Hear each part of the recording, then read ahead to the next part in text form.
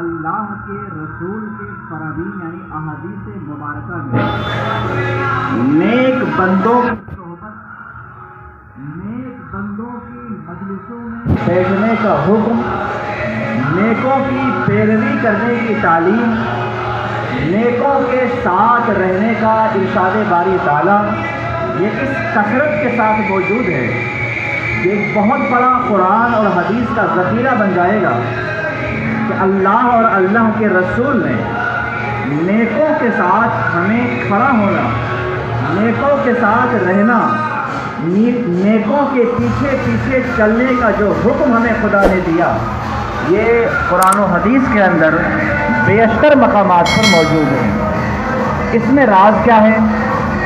اس کا فائدہ کیا ہے؟ اللہ نے نیکوں کے ساتھ رہنے کا ہمیں کیوں حکم دیا ہے؟ نیکوں کے ساتھ رہنے سے ہمیں کیا ملے گا؟ یہ پوری تفصیلات مختلف مواقع پر میں بیان کر چکا، مگر آج اس مقدس بارگاہ میں بھی ہمیں چند باتیں آپ کے گوشے گزار کرنی ہے۔ نمبر 1، وہ شخص جو راستے پر کئی بار چل چکا ہے، کئی بار سفر کر چکا ہے، راستے کے خطرات سے واقف ہے، حادثات سے نمٹنے کا طریقہ اسے معلوم ہے، راستے میں پیش آنے والے مشکل ترین مسائل سے ٹکرانا جانتا ہے، اگر ایسے آدمی کو اپنے ساتھ ملا لیا جائے تو ہم لوگوں کا بھی سفر آسان ہو جائے گا۔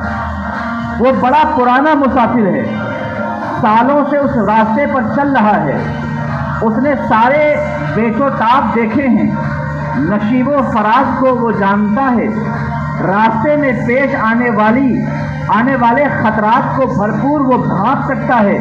اگر ایسا بندہ ہماری جماعت کے ساتھ جڑ جائے، ہم لوگ اس کے ساتھ جڑ جائیں تو کم از کم راستے میں بڑی آسانی سے ہم سفر کر سکیں گے اور منزل کو پہنچ سکیں گے۔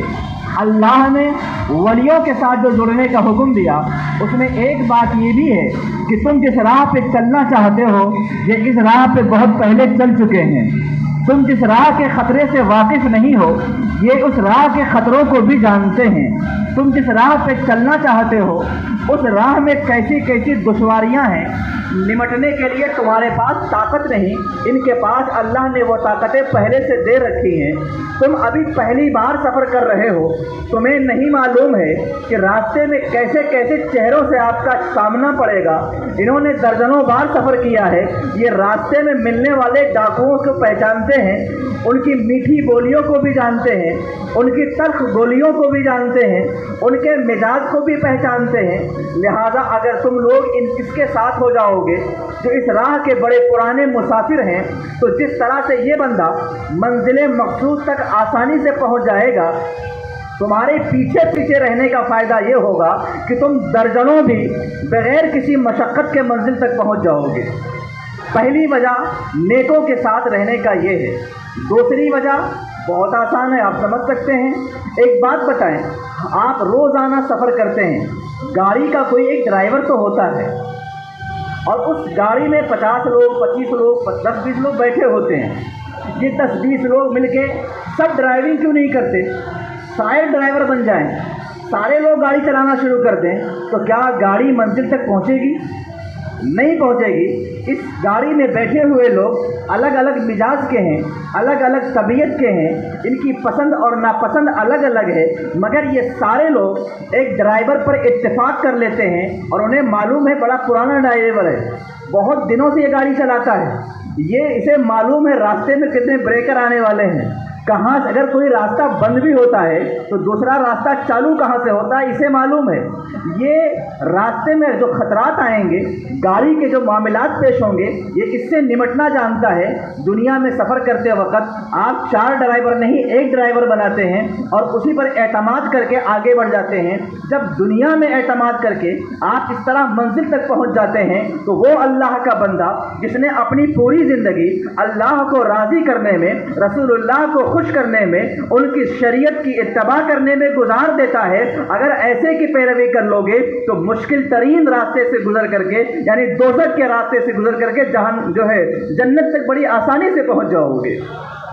اس کو معلوم ہے، یہ بندہ بڑا پرانا ہے، بڑا مزہ ہوا ہے، کتابوں پر بڑی گہری نظر ہے، یہ جانتا ہے کون سے راستے کب بند ہوں گے اور کب کھلیں گے، اسے معلوم ہے کون سے خطرات کہاں پیدا ہوں گے تو نمٹنا کیسے ہے، سب معلوم ہے اسے، لہذا اس کے ساتھ ہو جاؤ تو اللہ کے جو محبوب بندے جسے رب تعالیٰ نے بلند مقام عطا فرمایا، ولایت کے عظیم منصب سے نوازا، یہ حضرات راستے کے خطرے بھی جانتے ہیں، راستے سے گزرنے کا سلیقہ بھی معلوم ہے، انہیں منزل کی پہچان بھی ہے اور دشمنوں کی شناخت بھی ہے۔ ان کے ساتھ اگر ہو جاؤ گے تو تمہیں الجھنا نہیں پڑے گا، دشواریاں تمہارے پیچھے نہیں آئیں گی، تمہیں ہر ایک کو جواب نہیں دینا پڑے گا، بس اسے آپ پیشوا بنا لو، انہیں آپ آگے آگے کر دو۔ کوئی بھی آپ کے سامنے آئے، بھائی مجھ سے نہیں ان سے پوچھو، یہ جہاں جائیں گے میں وہیں جاؤں گا، یہ جہاں رکیں گے میں وہیں رک جاؤں گا، یہ جہاں گھومنے کو کہیں گے وہیں گھوم جاؤں گا، جہاں یہ بیٹھنے کے لیے کہیں گے وہیں بیٹھ جاؤں گا۔ ہم نے ان پر اعتماد کر لیا، یہ ہمارے راہبر ہیں، یہ ہمارے رہنما ہیں، یہ ہمارے پیشوا ہیں، یہ ہمارے قائد ہیں، یہ ہمارے سربراہ ہیں، اب یہ جو کہہ دیں گے ہم کریں گے۔ جب ان پر مکمل اعتماد کیا تو آپ نے ایسے ہی اعتماد نہیں کیا، اللہ نے سند دیا ہے، یا ایھا الذین آمنوا اتقوا اللہ وکونوا مع الصادقین، اے ایمان والو اللہ سے ڈرو اور سچوں کے ساتھ ہو جاؤ۔ ہم ایسے ہی تھوڑے ساتھ کھڑے ہو گئے ان کے، نہیں، خدا نے کہا تھا، رب تعالیٰ نے سند بھیجی تھی کہ ان کے ساتھ ہو جاؤ، نہ یہ پھٹکیں گے نہ پھٹکنے دیں گے، نہ یہ بہکیں گے نہ بہکنے دیں گے، نہ یہ الجھیں گے نہ آپ کو الجھنے دیں گے، یہ خوب اچھی طرح سے منزل تک آپ کو بھی پہنچا دیں گے، خود بھی پہنچ جائیں گے۔ نیکوں کے ساتھ رہنے کا بڑا فائدہ ہے صاحب، بے شمار فائدے ہیں۔ دنیا میں اگر کسی انسان کے تعلقات کسی اچھے ڈاکٹر سے ہو جائے نا، مان لو کوئی ہارٹ کا ڈاکٹر ہے، کوئی کسی اور چیز کا ڈاکٹر ہے، اس سے رشتہ ہو جائے، تعلقات بڑی گہرے ہو جائیں تو وہ بندہ دل کے معاملے میں بے فکر ہو جاتا ہے، ارے یار جو ہوگا دیکھ لیں گے، اپنے وہ صاحب ہے نا وہ بتا دیں گے اپنے کو۔ یعنی جس چیز کا ڈاکٹر آپ کے رابطے میں ہے، گہرے تعلقات ہیں، اس کا وہ بندہ ماہر ہے، تو آپ اس کے سنگت میں آنے کی وجہ سے اتنے پاورفل، اتنے قوت والے، اتنے اعتماد والے، اتنا زیادہ اپنے آپ پر بھروسہ کرتے ہیں کہ صاحب کچھ بھی ہوگا وہ بندہ اپنا ہے نا وہ سنبھال لے گا، وہ دیکھ لے گا۔ ارے یارو ان کی بارگاہ میں آ جاؤ، جسم کا بھی علاج ہے، روح کا بھی علاج ہے، یہاں ایک بیماری کا علاج نہیں ہے، یہاں جو نہیں دکھتی اس کا بھی علاج ہے، جو بیماریاں دکھ رہی ہیں اس کا بھی علاج ہے۔ اللہ نے ان نیکوں کے ساتھ جو ہمیں رہنے کا حکم دیا، اللہ نے تو یہاں تک فرمایا صراط الذین انعمت علیہم، دعا کرو اس طرح سے کہ اے اللہ ان لوگوں کے راستے پر چلا جن پر تو نے احسان کیا، ان احسان جن پر اللہ کا ہوا انہی میں سے خواجہ کریم الدین سمرقندی بھی ہیں۔ آپ انہیں کیا جانتے ہیں؟ میں ان کے علمی مقام کے بارے میں بتاؤں تو علماء کے لیے تو خیر زبردست چیز ہو جائے گی، آپ کے لیے بھی ایک پرکیف بات ہے۔ امیر خسرو کو آپ جانتے ہیں؟ ارے آپ کیا صاحب پوری دنیا جانتی ہے۔ امیر خسرو کی عشق میں بھری شاعری، روحانیت کی شاعری، تصوف کی شاعری، بھلا امیر خسرو کو کوئی نہیں جانتا؟ ہندوستان بر صغیر تو اپنی جگہ، دنیا کے دوسرے ممالک کے اندر بھی امیر خسرو کے اشعار پڑھے جاتے ہیں صاحب۔ وہ صرف شاعر نہیں، عاشق، اعلیٰ درجے کے عاشق، صوفی، اعلیٰ درجے کے صوفی، عالم، اعلیٰ درجے کے عالم، انشاء پر گہری نظر رکھنے والے، زبان و بیان کے ماہر۔ آپ کو یہ جان کر حیرت ہوگی کہ امیر خسرو اپنے لکھے ہوئے اشعار کی تصحیح ان سے کرواتے تھے۔ میں نے یہی شروع میں کہا کہ اگر میں یہاں کھڑے ہو کر بول رہا ہوں تو اپنے لیے بہت بڑی سعادت سمجھتا ہوں۔ امیر خسرو سرکار محبوب الہی نظام الدین اولیاء کے خلیفہ اور بڑے محبوب خلیفہ امیر خسرو وہ جن کے بارے میں محبوب الہی نے کہا تھا کہ اگر خدا نے مجھ سے پوچھا کہ کیا لائے ہو تو میں امیر خسرو کو پیش کر دوں گا۔ وہ امیر خسرو، میں ان کی بات کر رہا ہوں۔ جہان تلاش کر سکو، پورے جہان میں کوئی مقابل نہیں ملے گا صاحب۔ وہ امیر خسرو اپنے اشعار کی تصحیح خواجہ کریم الدین سمرقندی سے کرواتے تھے۔ مجھے معلوم ہے بولنا نہیں آتا، مجھے پڑھنا نہیں آتا، مگر کم سے کم فیض تو مل جائے گا نا۔ اگر یہ توتلا بول رہا ہے تو انہی بارگاہوں کے فیض سے بول رہا ہے. اگر زبانوں میں یہ قوت ہے تو اللہ کے مقدس ولیوں کی برکت سے قوت ہے. اگر یہ تاثیر ہے تو پروردگار نے ان کے قدموں میں بیٹھنے کی بنیاد پر تاثیر دی ہے. ورنہ یقین جانے جو ان کا علمی مقام ہے نا، میں کبھی کبھی سوچتا ہوں کہ اللہ نے ہمارے شہر میں کیسے کیسے ہیرے بھیجے ہیں. اور میں اکثر بیانات میں اجین کے بارے میں کہتا ہوں. اجین کیا، میں جب کسی بھی شہر میں جاتا ہوں تو میں کہتا ہوں تم اجین کے بارے میں جس دن جان لو گے کہ اجین ہے کیسا شہر، تو تمہیں یہاں کے در و دیوار سے محبت ہو جائے گی. یہاں اگر علم حدیث کی تلاش کریں کہ علم حدیث میں کون سے لوگ گزرے ہیں، تو ایسے ایسے عظیم ہستیاں گزری ہیں جن کا ہم پلہ پورے ملک میں کوئی نظر نہیں آتا. اگر شاعری میں تلاش کریں تو بڑے بڑے شعراء ہمارے ملک میں گزرے ہیں. اگر مفتیوں کی بات کریں تو بڑے بڑے مفتیان کرام یہاں آرام فرما ہے. اگر میں قضا کی بات کروں کہ قضا میں بہترین مہارت رکھنے والے کون سے حضرات ہیں، تو پورا ایک دفتر یہاں موجود ہے، ایک جماعت موجود ہے یہاں پر. میں کس کس چیز کو یہاں پر نشانہ بناؤں اور کس کس چیز کو بیان کروں. میں آج اس ہستی کی بارگاہ میں کھڑے ہو کر بول رہا ہوں کچھ باتیں انہیں کے بارے میں. آپ پہلے یہ جانیں خواجہ نظام الدین اولیاء جو ہے نا، ان کے خلفاء میں سے ایک شخص کا نام ضیاء الدین برنی ہے، اور ان کا مزار محبوب الہی کا مزار ہے. پاس میں امیر خسرو کا ہے. امیر خسرو کے مزار کے پاس ہی ضیاء الدین برنی کا بھی مزار موجود ہے دہلی میں. یہ کون ہے صاحب، کیا مقام ہے ان کا؟ اس زمانے کی جو تاریخ ہے خلجیوں کی اور تغلق کی، اس تاریخ کے لکھنے والے مؤرخ کا نام ضیاء الدین برنی ہے. اور ضیاء الدین برنی اپنے مشکل مسئلے میں ان سے آ کر کے حل ڈھونڈتے تھے. میں پھر سے کہوں گا کہ اس بارگاہ میں آپ بیٹھے ہو نا، تھوڑا اس کا خیال رکھنا کہ جہاں روحانیت میں اعلیٰ مقام ہے، وہیں علم میں اپنے زمانے کے استاد رہ چکے ہیں. اس زمانے کے بڑے بڑے لوگ اپنی اشعار، اپنی کتابوں اور اپنے خطوط کی تصحیح ان کی بارگاہ میں کرواتے ہیں. رہی دنیاوی شان و شوکت، دنیاوی شان و شوکت کو تو انہوں نے پیروں سے ٹھوکر مار دیا تھا. یہ سمرقند کے ہیں، پڑھے ان کے باپ دادا کے بارے میں، یہ وہاں کے سلطان کے وزیر رہ چکے ہیں. دنیاوی دولت ان کے قدموں میں. نسبت کی بات کرتے ہیں تو سبحان اللہ، محبوب الہی سرکار نظام الدین اولیاء کا خلیفہ ہونا ہی بہت بڑی بات ہے. یہ نسبت کب سمجھتے ہیں آپ؟ اور رہی جو تاریخی بات ہیں، اختلافات بہت ساری کتابوں میں ہوتے ہیں، اس کو میں یہاں بیان بھی نہیں کرنا چاہتا، موضوع ہی نہیں. مگر آپ سوچیں اس مقدس بارگاہ میں، اس جگہ جہاں تشریف فرما ہے، جو آرام فرمانے والی ہستی ہے، انہوں نے سرکار بابا فرید الدین کی زیارت کی ہے. اور بابا فرید الدین کی بیٹی کا نکاح بدر الدین اسحاق کے ساتھ ہوا تھا. بدر الدین اسحاق کے جو بچے پیدا ہوئے تھے، جن کا نام شہاب الدین تھا اور ایک کا نام امام محمد تھا وغیرہ وغیرہ، 2-3 بیٹے تھے کم و بیش.